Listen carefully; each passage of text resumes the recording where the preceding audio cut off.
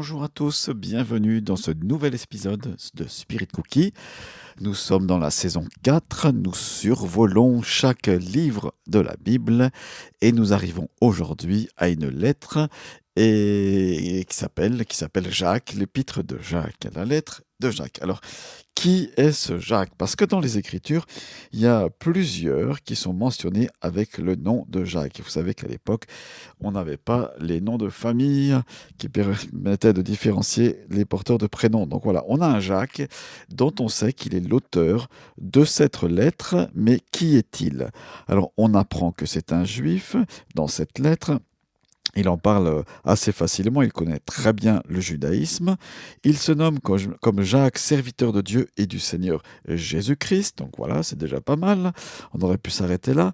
Il s'adresse à une large audience, donc c'est quelqu'un qui est connu dans le monde chrétien de l'époque. Et il parle avec autorité. Pourquoi je dis ça? Parce qu'il y a à peu près 60 verbes dans cette lettre qui sont à l'impératif. Donc ça montre une autorité spirituelle qu'il détient. Donc c'est un juif, mais bien sûr, il est chrétien, juif messianique, on dirait aujourd'hui. Il parle de nouvelle naissance au chapitre 1er, verset 18, et il exhorte toutes ces personnes à attendre le retour du Seigneur. Plusieurs donc personnages portent le nom de Jacques dans le Nouveau Testament. Deux d'entre eux faisaient partie des 12. Donc voilà. Mais le frère de Jean mourut décapité par Hérode en 44. Donc ça fait un Jacques de moins. Si le fils d'Alphée avait écrit la lettre, pourquoi aurait-il substitué l'homme serviteur à celui d'apôtre? Il ne semble d'ailleurs pas avoir joué de rôle dans l'Église primitive, donc le fameux Jacques, fils d'Alphée. Par contre, il y a un Jacques qui a joué un rôle très important et qui a joui d'une autorité et qui était à Jérusalem, dans l'église de Jérusalem. C'est Jacques, le frère aîné de Jésus. Donc tout porte à croire que l'auteur de l'épître de Jacques soit de la famille de sang de Jésus, du Seigneur Jésus-Christ. Et on le voit dans Matthieu 13, verset 55 et Marc 6, verset 3. Il occupe une position éminente dans l'église de Jérusalem, on le voit dans l'Épître aux Galates et dans Acte 15, et il la conserve, cette autorité, pendant près de 30 ans. Le contenu de la lettre correspond parfaitement au caractère de ce Jacques, tel que les actes des apôtres le reflètent, et au cadre éthique dans lequel il a vécu. Son autorité incontestée dans la communauté judéo-chrétienne, bien ça explique bien le ton général de cette lettre. Voilà pour qui est l'auteur de cette lettre. À qui est-elle adressée? Alors elle fait partie des épîtres dites catholiques, c'est-à-dire universelles, hein. Rien à voir avec l'Église catholique, mais le mot signifie universel. Jacques adresse son épître aux 12 tribus qui sont dans la dispersion. Alors ça signifie...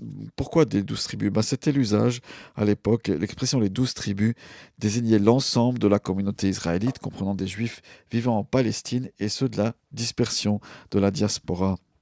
Et ça s'est conservé aussi dans les premières années de l'Église primitive, dite primitive. Voilà, l'évangile a été apporté à différentes personnes, juives d'abord, en Palestine et après au-delà. La persécution suivant la mort d'Étienne a dispersé ces chrétiens qui sont partis en Phénicie, à Chypre, en Antioche de Syrie, etc. Voilà, donc pour ce que l'on peut dire à qui est adressé, c'est-à-dire en fait c'est à tout le monde, à tous les chrétiens, en tout cas les premiers auditeurs, c'était à tout le monde, et puis ça l'est encore aujourd'hui. Où se trouve Jacques? Eh bien probablement à Jérusalem, puisqu'il habitait là-bas, et pendant la persécution d'Étienne, il y est resté. Quand est-ce qu'elle a été écrite? Eh bien on pense que d'après le ton général de la lettre, ça fait plutôt pencher vers une date antérieure à l'an 49. Allons au principal de cet épisode de Spirit Cookie. Tout d'abord, vous pouvez gratuitement télécharger Jacques 1.17. Vous allez sur spiritcookie.org, l'onglet podcast, et vous allez cliquer sur Jacques et vous pourrez télécharger gratuitement un PDF réalisé par mes soins. Et oui, je suis heureux de bénir gratuitement tout cela. C'est Jacques 1.17. Alors qu'est-ce que ça dit? Il est dit toute grâce excellente et tout don parfait descendent d'en haut du Père des Lumières, chez lequel il n'y a ni changement, ni ombre de variation. Dieu donne ses dons, ses talents, ses cadeaux excellents, c'est des dons de grâce. Il t'en revêt, il m'en revêt, afin que nous puissions contribuer à l'édification de sa maison, de son Église, entre autres, bien sûr, et aussi pour nous réjouir. Du reste, je vous réfère à un article que j'ai écrit sur Spirit Cookie et qui est là. Nos dons, vos dons sont aussi là pour vous épanouir, où je traite notamment des dons, des talents que nous avons les uns et les autres.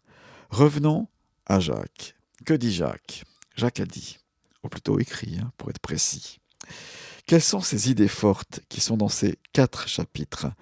Tout d'abord, l'importance de la foi, d'une foi véritable et vivante, et cette foi, elle est nourrie par la méditation de la parole de Dieu, des Écritures, à l'image de Abraham et de Rahab, notamment, puisqu'il parle d'eux au chapitre 2. Donc la foi véritable. Deuxième thème, les épreuves que vous et moi traversons produisent patience et perfectionnement. Elles nous préparent à la récompense et aux fruits que Dieu a prévu que nous portions. Donc c'est un encouragement à la persévérance et il nous pousse à la prière. Les épreuves nous poussent à la prière. C'est tellement vrai. Quand nous souffrons, quand nous sommes dans la maladie, quand nous sommes dans le manque, eh bien, nous nous attendons au Seigneur et nous lui demandons son secours. Foi véritable, épreuve. Troisième sujet, la sagesse doit être demandée avec foi. Ah, la sagesse. Pas la sagesse d'un enfant sage comme une image, mais celle qui vient d'en haut pour l'apôtre Jacques. Et il y a une sagesse terrestre qui vient d'en bas, qui est charnelle, qui est voire démoniaque, mais il y a une sagesse d'en haut, qui est la pensée de Christ. Alors il en fait tout un chapitre, c'est le chapitre 3, le chapitre 1er parle de cette sagesse, et aussi, oui, bien sûr, le chapitre 3, cette sagesse qu'il nous faut désirer, qui est à l'opposition de ce qui est charnel, qui est de la rivalité, de la jalousie, des compétitions. La sagesse d'en haut, elle est pure, elle est modérée, elle est conciliante, elle produit de bons fruits là où vous êtes. Eh bien, voilà, Jacques prie pour nous que nous en soyons revêtus, et c'est aussi ma prière pour chacun qui écoute cet épisode. Quatrième point, la richesse n'est pas sans danger. Si Paul a pu écrire l'amour de l'argent, l'amour de l'argent est la racine de tous les maux, Jacques écrit que la richesse n'est pas sans danger. Elle provoque un faux sentiment d'importance et un faux sentiment de sécurité. On pourrait rajouter aujourd'hui le nombre de vues et d'abonnés sur ton compte Insta, ton compte Facebook et autres réseaux sociaux produit un faux sentiment d'importance et de sécurité. Je dis bien, je ne suis pas contre les réseaux sociaux, bien sûr, je les utilise, comme vous et moi, peut-être. Cinquième point, donc on a vu la foi véritable, les épreuves, la sagesse, la richesse qui n'est pas sans danger. Le cinquième point, c'est la convoitise qui est la source des tentations, qui produit des luttes et des ravages. Donc cette convoitise, il faut pouvoir la maintenir comme un cheval dont on serre la bride. Du reste, j'ai écrit un article sur Spirit Cookie, je vous y réfère, c'est sur comment maîtriser ses pensées. Je donne des trucs qui me sont utiles à moi et peut-être cela vous servira. Sixième et dernier point, l'homme croyant, religieux, sait tenir sa langue car il en apprécie le potentiel extraordinaire pour le bien et il connaît aussi le potentiel de destruction qu'elle contient. La langue est là pour bénir, pour faire du bien, et c'est quelque chose qui est bon et nécessaire. Je termine en disant et en te rappelant que tu peux gratuitement télécharger Jacques 1,17 sur spiritcookie.org, onglet podcast, et tu peux ainsi apprendre par cœur ce verset que je citais tout à l'heure. Juste encore pour dire une chose par rapport à l'épître de Jacques, la note dominante qui est là, eh bien, de l'épître, elle appelle à la constance, à la patience. Ce mot patience, justement, il revient de nombreuses fois dans 5 ou 6 versets. L'auteur veut nous exhorter et t'exhorter à tenir bon au milieu des diverses épreuves, à progresser dans la sainteté, à trouver la véritable attitude en face des richesses, à avoir un bon usage de la langue, de la prière, du serment. C'est dit dans cet épître de ne pas jurer, mais de promettre, voilà, que ton oui soit oui, comme disait le Seigneur Jésus. Voilà, je te remercie d'avoir écouté ce podcast, et puis rendez-vous la semaine prochaine pour une nouvelle épître, et là, on va commencer les 2 épîtres de l'apôtre Pierre.